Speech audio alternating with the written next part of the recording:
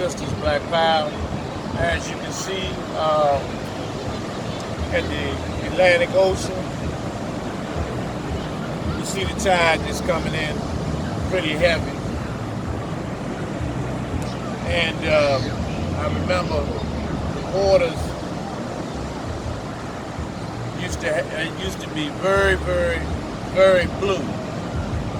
But as you can see,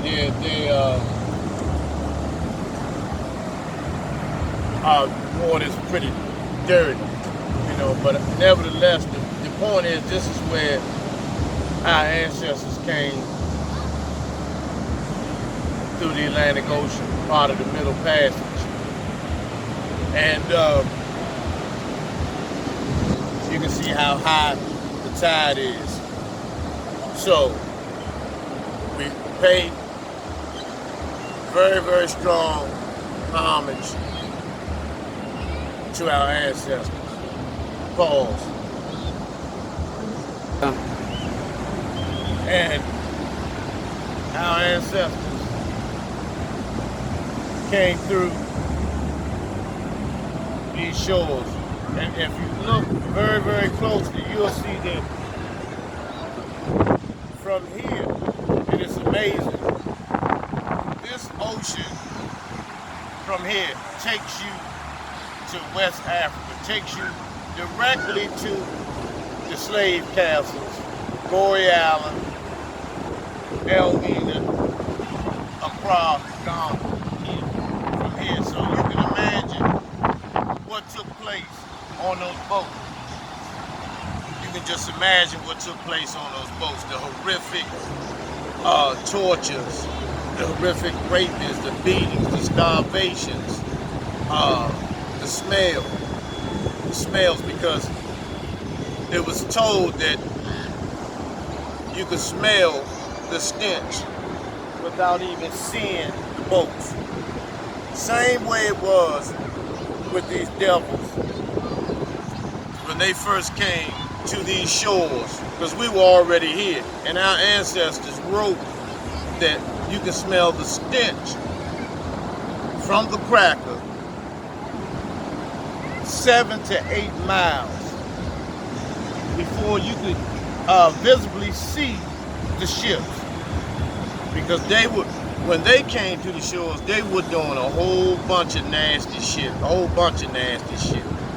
you know, playing tag. One of the games that they played on the ships was tag. What they would do, they would take the feces bucket.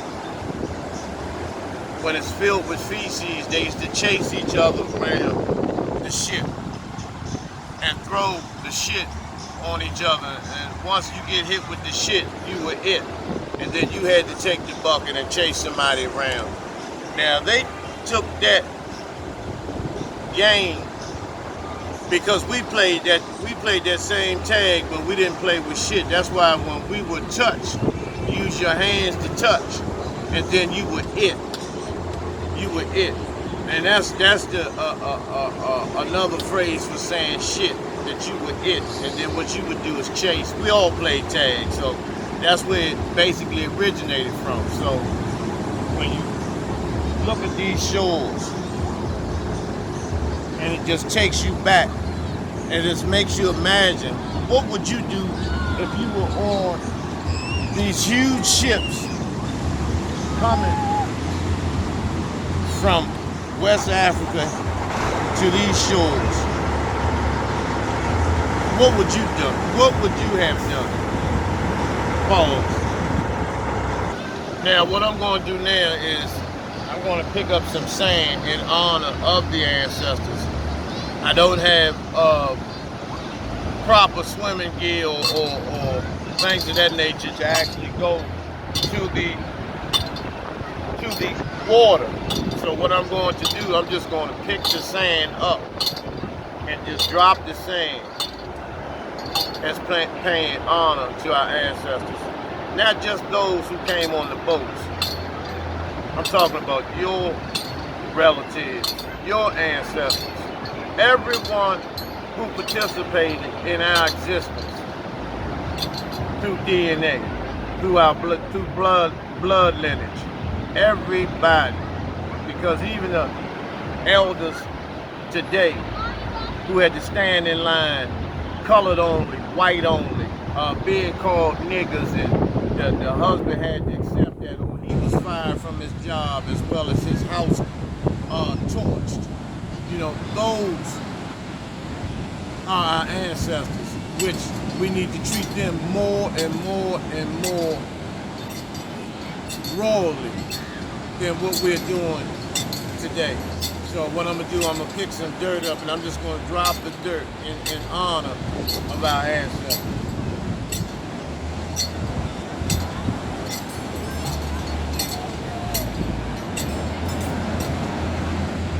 This is the saying that our ancestors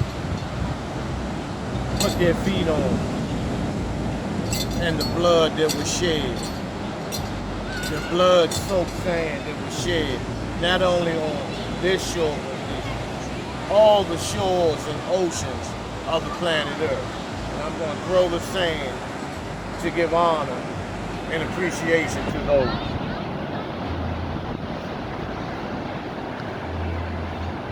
And so, it's an honor to be from the bloodline of the greatest people that have walked the planet Earth. It's an honor to be a black warrior, a black god. And for those brothers and sisters who are watching this, my subscribers, my fans, my viewers, my supporters, you know, take some time today and take a moment to give honor to your ancestors. Give honor to your great-grandmother, your grandmother, your mother, your father.